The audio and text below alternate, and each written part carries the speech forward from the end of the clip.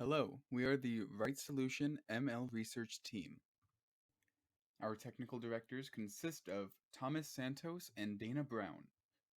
Our team consists of James Morris and Andrew Gomes, both electrical engineers, and myself, Anthony Neves, a computer engineer. Rite-Solutions is a veteran-owned small business located in Middletown, Rhode Island, which was established in April of 2000, whose primary focus is in systems engineering, software development, information technology, and cyber engineering. Rite-Solutions works closely with the U.S. Navy, providing support in warfare and business systems development and sustainment, while also providing support in cyber protection and information technology infrastructure support. Rite-Solutions has had their name in the news provided with case studies done by Harvard University and Stanford University. A difficulty of utilizing unmanned underwater vehicles, or UUVs, is accounting for physical obstacles in the path of that UUV that may require additional navigational commands. Rite-Solutions collaborated with Dr. Noah Daniels and his graduate research team to develop a machine learning model that can identify objects on the seabed. This technology can be applied across several commercial industries as well as the Navy. The technological advances of the machine learning model include avoiding potentially hazardous objects for the UUV, searching for and identifying objects, and eventually aiding in autonomous UUV operations. The foremost goal for this project is designing, implementing, and demonstrating a prototype software solution that has been based on the research that Dr. Daniels has been working on. This research would be further incorporated into commercial or Navy UUVs to quickly and accurately identify undersea/submerged objects. The key features to this project would include the creation and verification of the software package that must have simulated sensor data to accurately test for object detection, the translation of the existing Python code into Rust, and the execution/effectiveness of this translation that can be further implemented into future Rite-Solution projects. The anticipated best outcome for the project was not achieved, but the project is in a good position to be carried forward. The Matlab simulation is well documented for current targets that can be created and provides a blueprint for creating other objects as well. The Rust translation is a solid foundation for implementing the Python code from Dr. Daniels' team into the safety-oriented language. So the achievements of this project include the Matlab Object Viewer, which is able to display objects that were created in Matlab only using parameters from the target strength pattern, length, and radius, a cylinder target which was created, which incorporates integrated pulse data with time, distance, and the response amplitude available for that cylindrical target, as well as the translation of the existing Python code into Rust. While there were a number of individual and team accomplishments throughout the course of this project, there were a few key technical accomplishments we would like to highlight right now. One of them being the progress towards translating the existing Python and TensorFlow program into Rust. The existing machine learning model for object detection is written in Python, and to make the project more safety-oriented and operable on a standalone machine, the code must be translated into Rust. There are many parts to the CLAM code that was created by Dr. Daniels and his research team, and parts of that code are completely translated into Rust. The graph portion of the code has been implemented, with key functions throughout the code translated into Rust as well. Next, the simulation of the sonar readings on a flat seabed. The Matlab simulation of a side-scan sonar requires both an emission of energy that can be applied to an object, as well as sensors that receive feedback from energy bouncing off of an object. The emission of this energy from a sonar sensor has been simulated in a very simplistic form, which is the foundation of the high-level design flowchart from the Matlab program. Lastly, the creation of the Matlab Object Viewer. The Matlab simulation includes a script to view the object created for data simulation.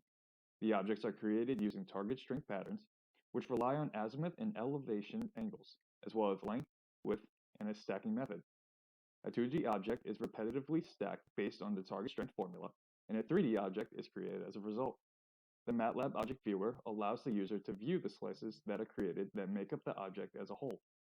This provides insight into how the objects are created, as well as a good guideline for moving forward to create more objects to be tested. The Object Viewer also serves as a test for the object's shape before testing with machine learning to make sure the desired object is actually represented. The work being done by the Rite-Solutions team towards implementing machine learning into the UUVs is to aid in operations conducted by the Navy for object identification and precautionary measures of hazard avoidance. The proposed autonomous ability of the UUV allows for further operations in heavily contested and hazardous environments. Speaking from the standpoint of company and economic impact, the implementation of the software package using side-scan sonar data allows for quick and accurate detection and identification of 3D objects located deep underwater that can be incorporated into naval and commercial systems, which include, but are not limited to, UUVs, submarines, aircrafts, and other unmanned systems. My name is Jay Morris, and I'm going to talk about the Matlab sonar simulations and object viewer for this project. I'll start off with an overview of the Matlab and data simulation. The primary objective was to simulate data that can be used to test the machine learning algorithm from Dr. Daniels' team for underwater object detection.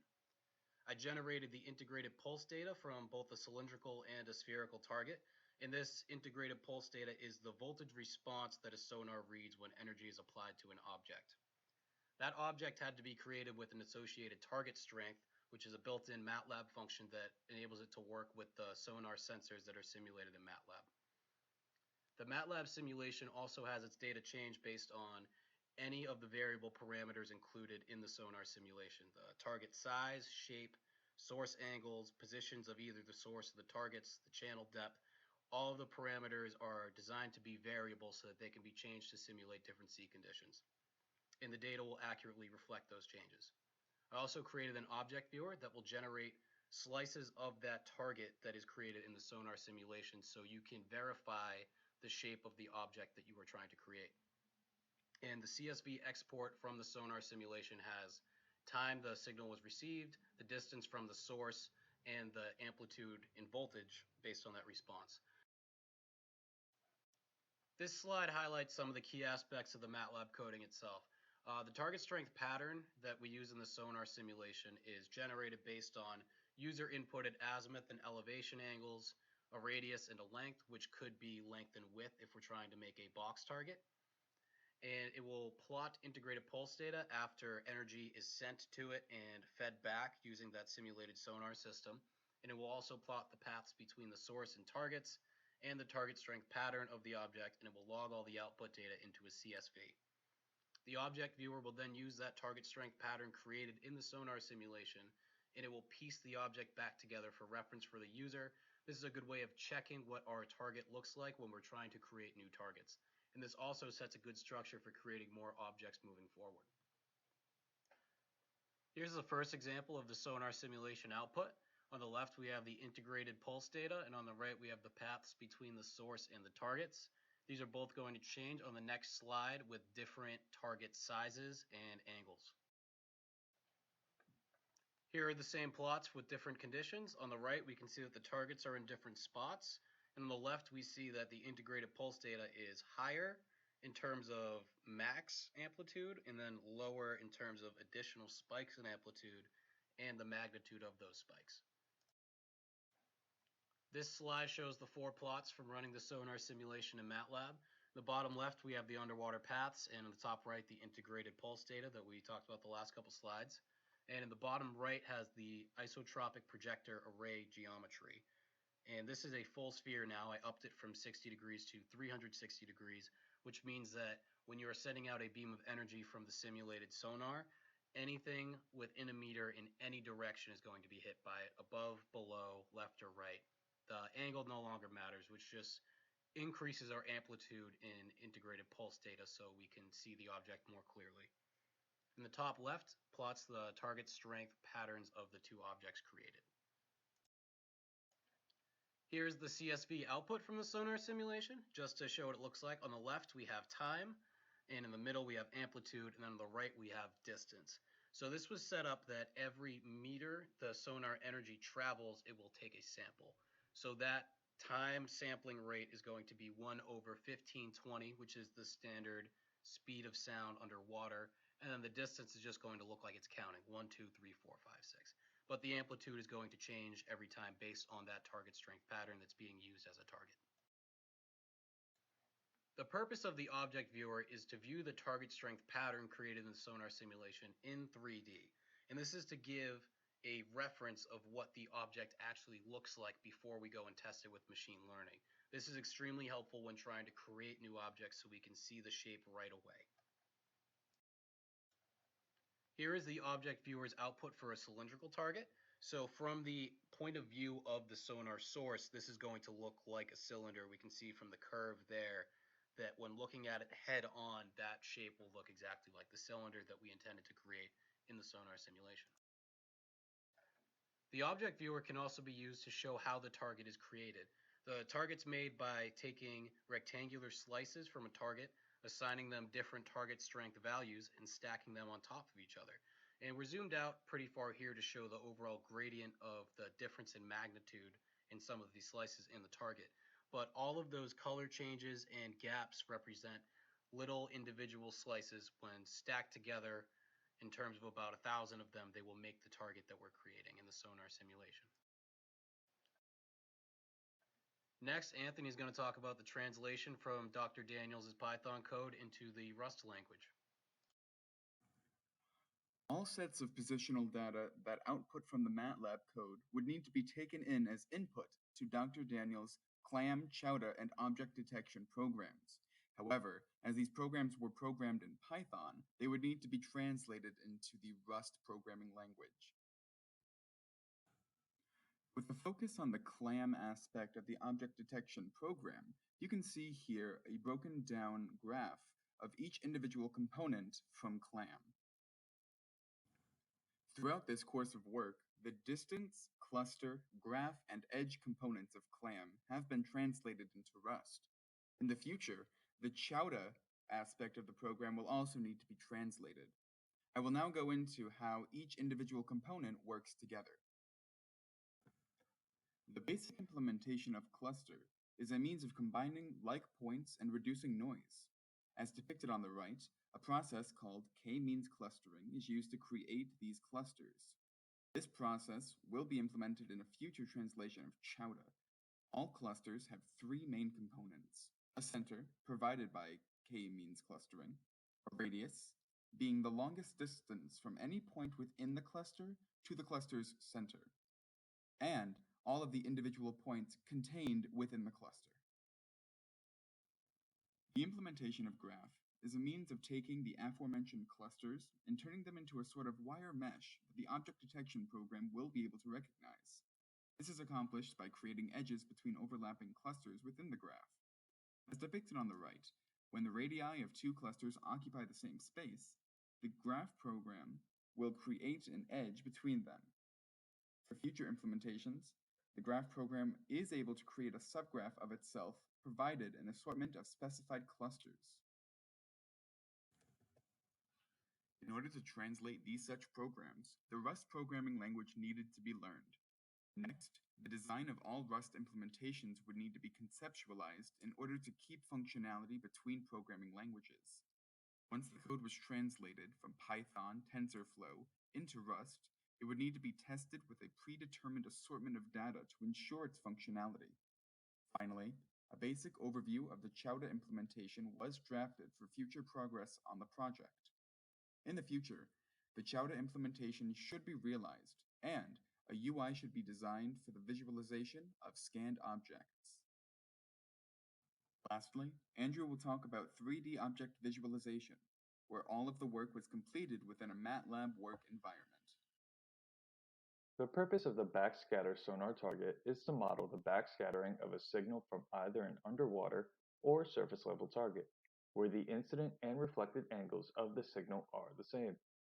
The backscattering response of the target to an incoming signal is determined by the sonar target strength, allowing for the specificity of any angle-dependent sonar target strength model that can be used to cover a range of incident angles.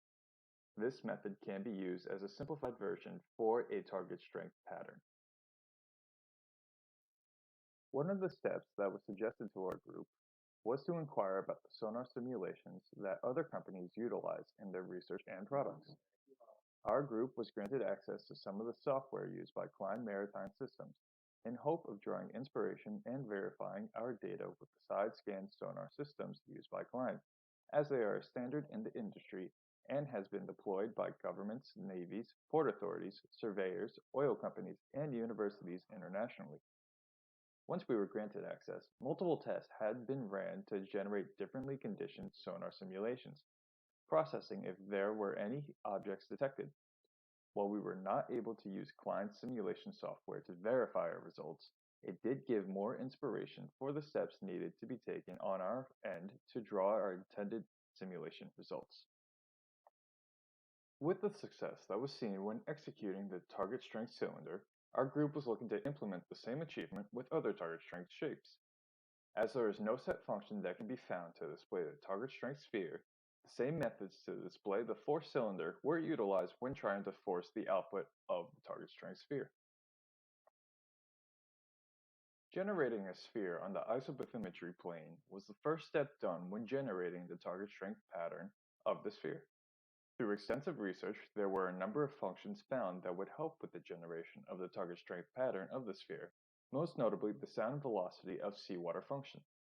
This function accounted for several necessary parameters for object detection based on ocean condition, including the water temperature, water pressure, and salinity of the water.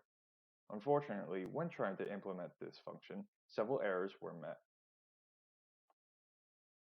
As shown in the figure displaying a portion of our code, the variable L became an unrecognizable variable despite making multiple appearances elsewhere in the code. L in this instance is meant to represent the length of the cylinder. However, this error affects the effort to output the target strength sphere. Despite this error, the appropriate figures that are meant to be displayed still appear. Lastly, on behalf of Jay, Anthony, and myself, we would like to thank and acknowledge everyone displayed here for their participation and guidance over the course of this project.